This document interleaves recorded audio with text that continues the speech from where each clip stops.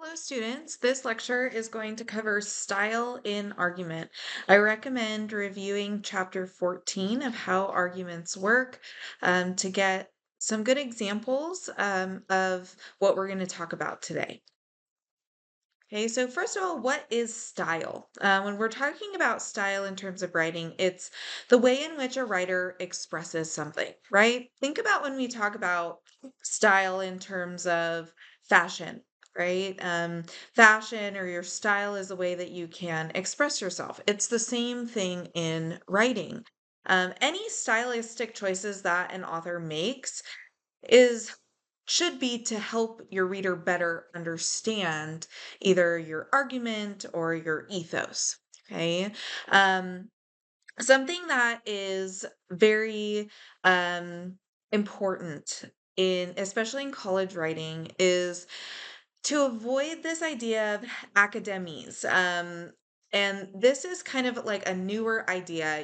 Previously, like if you're in a college writing class, you're like, oh my gosh, I have to sound super academic and scholarly.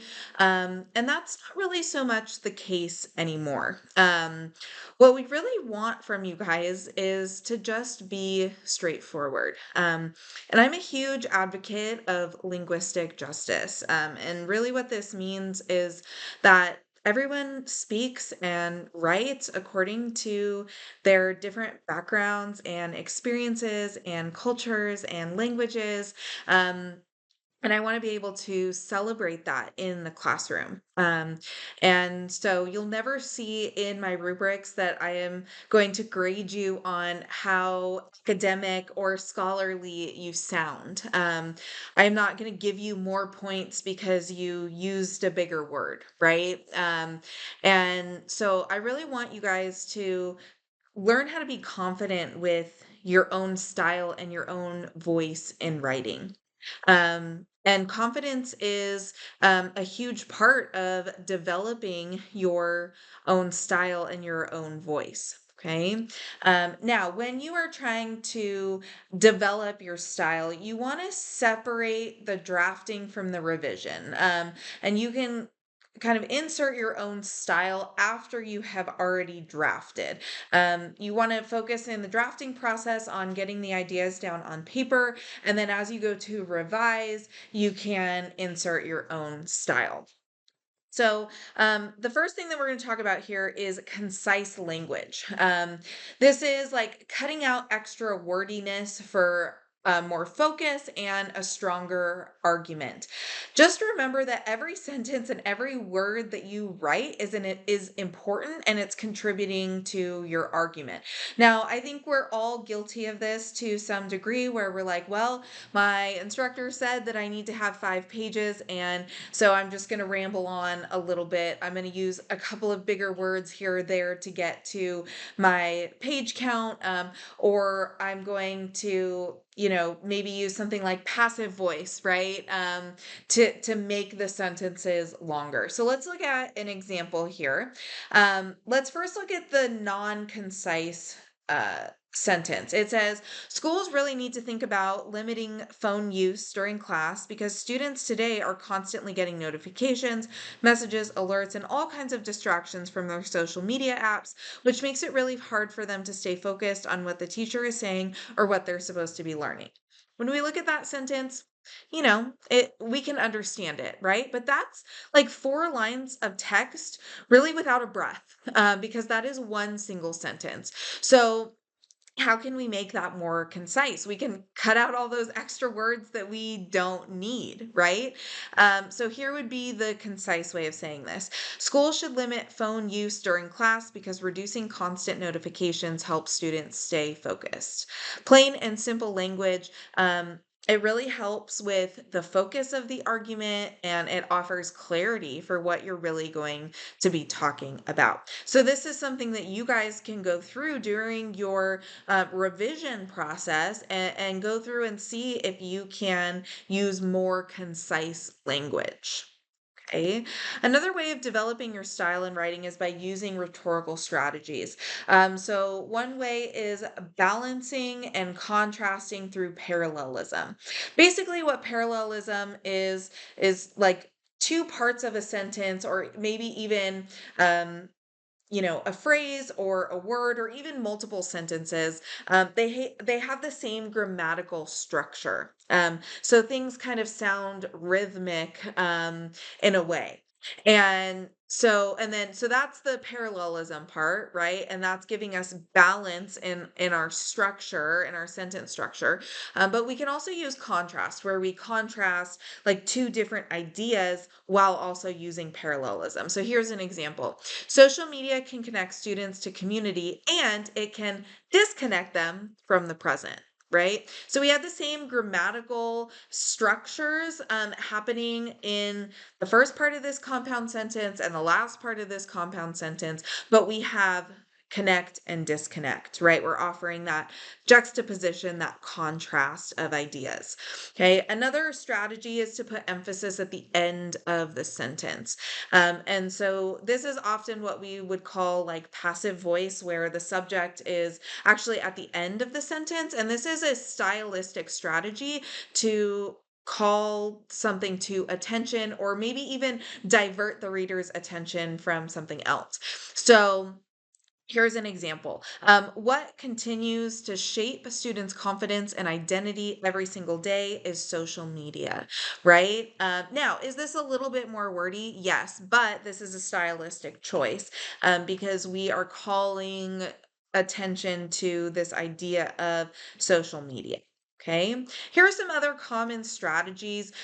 We would probably refer to these as like figurative language, right? And figurative language is often used when we are trying to develop pathos, right? And appeal to emotion. So let's look at some common strategies here. First is a metaphor, where a word is directly compared to something else to create a new image, relationship, or description.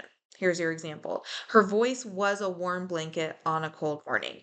Her voice isn't literally a cold blanket, but we're comparing two things, right? Simile is also a comparison where two words are compared to each other using the words like or as. He ran across the field like a startled rabbit. Okay, here's hyperbole. Okay, the use of great exaggeration that is not meant to be taken literally. And often this is used in humor or satire or sarcasm, right? I've told you a million times to stop leaving your backpack in the hallway, right? This is a great exaggeration. I don't know, maybe some parents out there you can relate. You're like, I probably have told my kids to not do this a million times. But really this is an exaggeration. We're not really like keeping track, right? Those of us who are parents, or maybe you've heard your own parents or caregivers say that to you, and it does feel like a million times. Okay, but it's making a point. It's emphasizing the amount of times that this has happened. Okay. On the other side of that is an understatement, and this is the use of language that is overly restrained for effect, right? Again, people will often use this in sarcasm as well. After getting drenched in the rain, he shrugged and said, "Well, that was a little damp," right? It's an understatement. He's being sarcastic. This person is trying to be funny. Okay. Now, rhetorical question. A rhetorical question is something that we don't want to overuse, especially in our argumentative writing, but if we use it sparingly throughout our writing, it can have great effect.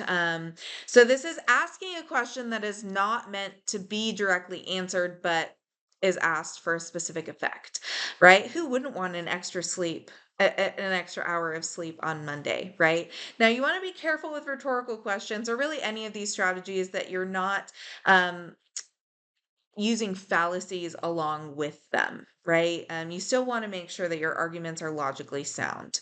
The next one is the antonomasia, and this is the use of a proper name such as Shakespeare for someone is in a certain class, such as a great writer, right? He was a true Shakespeare. Would be an example. So you're like, it's like a comparison where you're comparing someone to and using a specific name, right? Like Prince of Pop or, something like that. Okay. Another is the anaphora. This is the use of a repetition like phrase or word at the beginning of a series of phrases, and it's usually used in speeches. So, this semester we have read I Have a Dream by Martin Luther King Jr. I have a dream, right? And he repeats that over and over at the beginning of his sentences, and we call that an anaphora. Repetition is just exactly, what it sounds like, the use of repetition in speech to cause an effect. And it's very common in political speeches, right? And so, you see that often with someone like Martin Luther King Jr., right? Dr. Martin Luther King Jr., he uses repetition a lot, and those are typically for emphasis. Okay, so here is another example. The room was dark, dark, dark as a cave, right? So we have repetition and we have a simile there. Okay, so those are some common strategies that you can use. Like I said, a lot of times these strategies are used for an emotional appeal, but you want to be careful that you don't have any fallacies when you're using these strategies. Okay, next let's talk about sentence variety. This is something I think all of us can always be working on. We want to try to avoid using the same sentence pattern in your writing. And this is usually my number one giveaway that AI is being used because it learns like sentence patterns and it repeats those sentence patterns, right? So, something that I see often is the use of it's not this, it's this, right? That's often an indicator when it's used a lot in writing that it's AI, or like lists of three, like X, Y, and Z, right? Like just repeated over and over again. And so when you vary your sentences, like that's giving you your own style, right? So you don't sound robotic. And so sentence variety is all about patterns and rhythm and length, right? You can change the beginnings of your sentences. You can connect ideas together. And so I'll show you an example of how that can be done. The first on the left side here says Michael Phelps is the greatest swimmer of all time. He trained hard for many years. He won many medals because he was very dedicated. That's great. It's kind of just a boring short paragraph here. So if we were to use sentence variety, we could add some prepositional phrases. We could add some appositives, right? And all of those things are described in your textbook in chapter 14. But here's an example of how we could use sentence variety. We could revise this short paragraph. In the world of competitive swimming, Michael Phelps stands as a model of discipline. Driven by a training routine that pushed the limits of endurance, he refined every stroke with precision. And in the final meters of a race, his unmatched focus often transformed a narrow contest into a victory. Right? It's not overly wordy, right? The sentences are fairly like they're not too long, not too short. They're kind of like medium length. But each sentence is started a different way. A lot of times I see, students in their writing, they'll say things like, this shows that, and they'll repeat that over and over again. So try to work on varying those sentences. Okay. Um, Another type of style in writing is writing humorous arguments, right? So the first that we're going to talk about is satire. This is a genre of writing that uses humor to unmask problems and then suggest how they might be fixed. So you might know of satire in pop culture or the real world, right? The Simpsons is a satire on like the American family, right? The Onion is a newspaper that is a satire on like current events and things like that. And so satire is often used for as style to make a point, using humor to make a point and then suggest how things might be fixed. So you'll read one of those satires in the module. Okay.